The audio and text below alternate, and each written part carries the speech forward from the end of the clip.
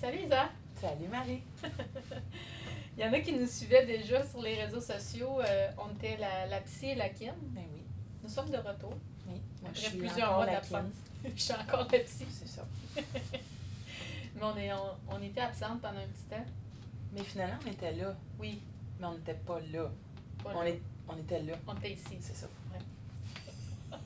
Puis on avait le goût de parler de l'entraînement puis de l'effervescence que ça peut créer quand tu commences un programme d'entraînement. Tu es ultra motivé à t'entraîner, tu vois des changements physiques chez toi. Puis là, tu as le goût d'en faire plus, puis là, tu t'entraînes 2 jours semaine, 3 jours, 4 jours, 5 jours, 6 jours, 7 jours semaine. Puis là, il n'y a plus de pause. Puis ensuite, ben, à s'entraîner beaucoup comme ça, ben, il y a des défis qui deviennent possibles. Aller à des compés, Oui. participer à des activités les fins de semaine, entre amis. Puis on est tout à coup submergé ou on s'immerge dans un monde de sport, d'activités physiques, des podcasts, des blogs, on suit des influenceurs où on s'intéresse. Puis là, on voit que, mon Dieu, il y a une panoplie, que ce soit des articles, des vidéos, des gens qu'on peut suivre. Sur les internets. Sur les internets, les réseaux sociaux, les Instagram, les Facebook, name it. Mais on peut être pris dans ce tourbillon-là, un peu à l'image de ce qui arrive avec la culture. Autant de l'alimentation, on va plus rester dans le sport, mais de cette culture-là qui, d'un côté, qui peut avoir l'air d'une espèce de plein d'opportunités, mais quand on observe un peu ou qu'on écoute attentivement, ben il y a comme un autre côté de la médaille, Oui. qu'on tombe dans du surentraînement, des blessures reliées à des mouvements qui soient répétitifs ou des... Pas assez de repos. Absolument. Fait que là, on devient témoin de ça. Puis c'est presque un peu, pas tabou, mais il est comme trop tard quand on décide d'en parler ou on en parle parce qu'on est limité, là. Là, on s'est blessé ou on est fatigué ou bien les gens commencent à se questionner. Fait qu'il peut avoir comme une espèce d'effet exponentiel, comme tu disais, là. Ben, participation à plusieurs cours. Puis c'est un milieu qui est tellement positif. Oui. Qu'on voit pas nécessairement les moins bons côtés. Tout à fait. Puis comme on voit les changements, on en veut toujours plus. Je pense que c'est là quand on rentre comme dans une quête de performance, parce que si on est dans une société de performance, où ce qu'on doit exceller tout le temps, puis on cherche à en faire toujours plus. Puis quand on embarque dans l'entraînement, on embarque vite dans ce beat-là, hein, de vouloir comme réussir telle affaire, je devrais m'entraîner un petit peu plus, perdre un peu plus de poids. On en veut comme toujours plus, mais tu sais, comme je disais tantôt, hors caméra, plus c'est comme pas assez. Hein? Puis je trouve que aussi, tu sais, tu disais tantôt toute la culture, mais les réseaux sociaux, ils ont une grande part de responsabilité là-dedans, dans le sens, des fois, je vois des trucs sur les réseaux sociaux où on voit des gens, des anciens athlètes, des athlètes qui vont poster des trucs typique à l'athlète. Puis là, monsieur, madame, tout le monde va comme s'identifier à ça, puis notre beat de vie est probablement pas le même non plus qu'un athlète élite qui ne fait que s'entraîner, par exemple, versus j'ai 3 enfants, j'ai pas dormi de la nuit parce que j'avais un bébé qui s'est réveillé, je travaille 60 heures semaine. Tu sais, ça fait en sorte que le risque de blessure, de surentraînement ou de fatigue augmente. Mais de voir des gens, par exemple, tu sais, je parlais tantôt, tu sais, la personne est en vacances, elle fait une story à 4h45, elle vient de finir son training pendant que tout le monde dort, 4h45 le matin, puis là, toi, tu te dis, waouh, ok, moi, ça fait une semaine que je suis en vacances, j'ai pas rien fait, hey, c'est pas normal, puis là, on se sent mal. Mais en même temps, c'est tout à fait normal de prendre une semaine de congé. T'es pas obligé de t'entraîner pendant ta semaine de vacances. Puis il arrivera rien si tu t'entraînes pas pendant ta semaine de vacances. Tu vas pas perdre tous tes gains, tu vas pas prendre 15 livres, tu sais. Effectivement, puis est-ce que c'est, tu sais, on sait pas si c'est l'œuf ou la poule, là. Fait que est-ce que c'est la culture qui veut ça ou c'est nous qui embarque là-dedans ou qui provoque ça? Parce que, veux pas, comme on disait tantôt, tu sais, c'est tout positif. Puis des fois, il est rendu vraiment trop tard. Puis moi, j'en suis témoin, là, des gens qui ont des déchirures musculaires, des claquages, de se blesser, d'avoir des tendinites, de l'inflammation, d'avoir de la difficulté à faire sa journée de travail parce qu'on est tellement raqué. Ouais. Puis, il y a eu une culture pendant... Là, je pense qu'on se détache un peu de ça, peut-être, puis je vous le souhaite, l'espèce de no pain, no gain. Si tu vas pas au gym, c'est une excuse. Tu sais, écoutez, là, on pourrait tout lire qu'est-ce qu'il y a sur Facebook là, par rapport à ces espèces de phrases chocs-là. Tu sais, les limites, c'est juste dans la tête, le mind over matter. C'est pas vrai. Ça, c'est l'ego. C'est un trip d'ego. Puis ça fait en sorte que, ben, c'est vrai jusqu'à temps que ton corps te lâche. Puis, veux pas, il y a certains athlètes ou certaines personnes qui ont tellement été actives toute leur vie que d'entreprendre un programme d'activité physique puis de retourner aux sources, ça peut être tellement, excusez-moi l'expression, overwhelming. Tu sais, on se retrouve, mais c'est parce qu'on a peut-être plus l'âge qu'on avait au moment où est-ce que aller jouer au parc, puis sauter en bas de la glissade, puis faire les monkey bars, c'était facile, c'était du quotidien. Mais là, de reprendre ça, oui, on touche à la joie, mais il y a quand même une progression.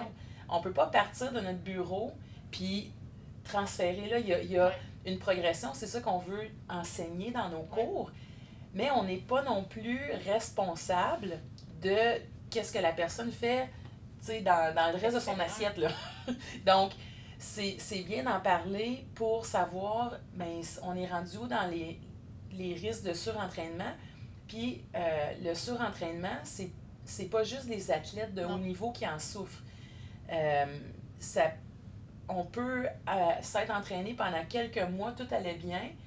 On augmente une coupe de séries ou on augmente un peu l'intensité de l'entraînement, peut-être même pas le nombre, on récupère moins bien, ben on commence à avoir des signes de surentraînement. Je suis la première. J'ai accouché. 3 mois après, j'ai commencé à m'entraîner. Puis là, tu sais, l'ancienne athlète en moi a voulu avoir plus de résultats, plus rapide. Donc là, j'ai comme ambitionné sur mon corps. Puis je me rappelle très bien c'était quel entraînement où ça allait flancher. Comme j'étais rendue à la limite vraiment physique de mon corps, mais ma tête, parce que quand tu es une ancienne athlète, tu as cette capacité-là de te pousser plus, a fait en sorte que j'ai comme poussé plus que les capacités de mon corps. Puis à partir de ce moment-là, j'ai vraiment senti comme c'était un moment charnière, puis mon énergie a commencé à chuter, mes gains ont commencé à chuter. Puis là, mon corps ne reprenait pas le dessus. Puis ça fait 2 ans. Puis c'est pas revenu totalement encore. Tu sais, je le sens que je suis pas capable de pousser la machine comme j'étais capable. Je sais pas si ça va revenir, mais ça montre à quel point que quand que tu glisses l'autre bord, ça peut avoir des répercussions sur un long terme quand même. Fait que de prendre le temps, puis d'y aller plus graduel, faire confiance au processus, ça aurait été bien plus gagnant pour moi d'être plus patiente 2-3 mois de temps que d'attendre 24, tu sais. Absolument. Puis c'est difficile d'un point de vue psychologique, parce que l'entraînement, ça vient avec un réseau social, ça vient avec une qualité de vie aussi, parce que c'est pas juste le moment où est-ce qu'on est au gym, c'est ben on se sent mieux dans notre tête, dans notre physique, mais c'est physiologique. On sécrète certaines hormones à l'entraînement, puis on va en manquer quand on passe de s'entraîner avec une bonne intensité régulièrement à ne plus pouvoir s'entraîner. Fait qu'il y a cette dose-là d'endorphine, de sérotonine qu'on a besoin, que là, notre corps a plus, là. Donc, c'est un peu le sujet, en fait, c'est, oui, pour pas se blesser physiologiquement, éviter les tendinites et les bursites et name it, donc toutes ces inflammations-là, mais aussi d'avoir cette interoception-là, fait que de prendre la mesure interne, d'être capable d'avoir un bon jugement. Il faut avoir un jugement sur l'intensité, puis ça, c'est pas de trouver une excuse. Ça, c'est d'être une personne humble et admirable. Moi, c'est ce que j'admire. Quand quelqu'un, une journée, peut-être que la veille était capable de mettre son box à 30 pouces, puis les sauts se faisaient bien, mais que quelques jours plus tard, ben il change son box. Parce qu'il est fatigué. Oui, c'est ça. Ça, c'est admirable. Puis c'est de comprendre que tu peux pas être tout le temps au top, il y a des fluctuations. Absolument. Mais oui, je pense que dans le fond, ça revient beaucoup à... Là, j'oublie ce que je voulais dire. T'as dit quelque chose? Ça m'a fait L'interoception. Oui, c'est ça. Mais ça me fait penser que c'est qu'on est... En fait, les gens, ils ont tellement de la misère à faire ça, à se connaître. Tu sais, moi, je l'observe énormément dans mon bureau. Les gens sont dans leur tête. Donc, si dans leur tête, il faut se pousser, il faut se donner, il faut donner notre 100%, c'est juste une question de volonté, ils vont pas écouter ces signaux-là parce qu'ils sont pas habitués de les écouter. Les gens ont de plus en plus discuté à reconnaître les signaux qui leur indiquent que c'est le temps d'aller se coucher. Donc, ils ont de plus en plus discuté de sommeil. Ils ont de la difficulté à reconnaître le sentiment de faim. J'ai des gens qui n'ont jamais faim. Le sentiment de satiété, ils sont pas capables, ils mangent d'une façon qui font en sorte que les signaux corporels sont plus écoutés. J'ai besoin de repos. Fait que quand on arrive à l'entraînement, dans le fond, c'est juste ça qu'on voit qui se reproduit à ce moment-là. Puis ça a des répercussions, tu sais, d'être capable de revenir à quel signal que mon corps m'envoie. Si j'ai faim, il y a une raison.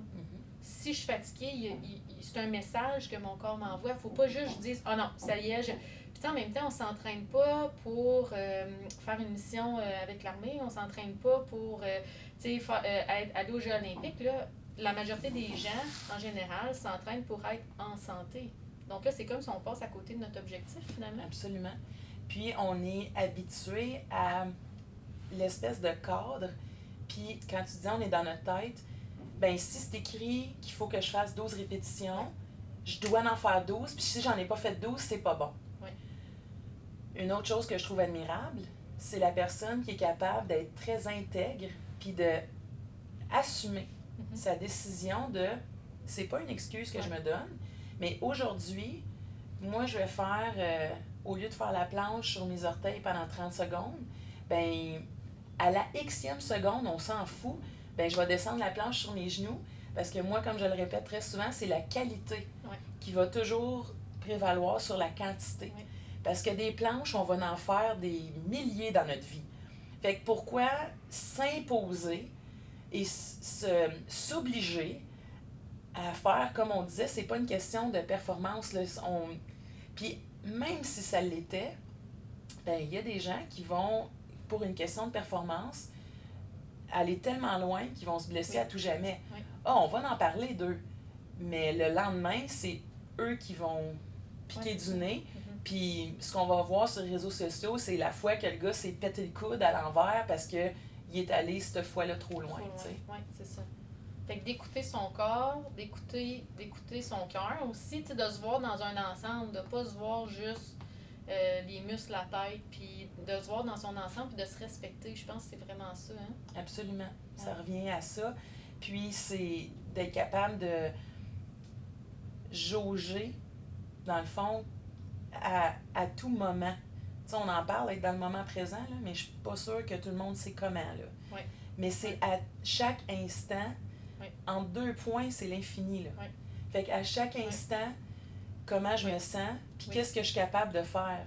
Puis effectivement, si on est capable de tourner le box à 30 pouces, puis de faire nos premiers sauts excellents, où je sais que dans les cours, vous sonnez la cloche, mais ça, c'est tout aussi admirable, surtout si la personne s'est respectée, puis que c'est pas...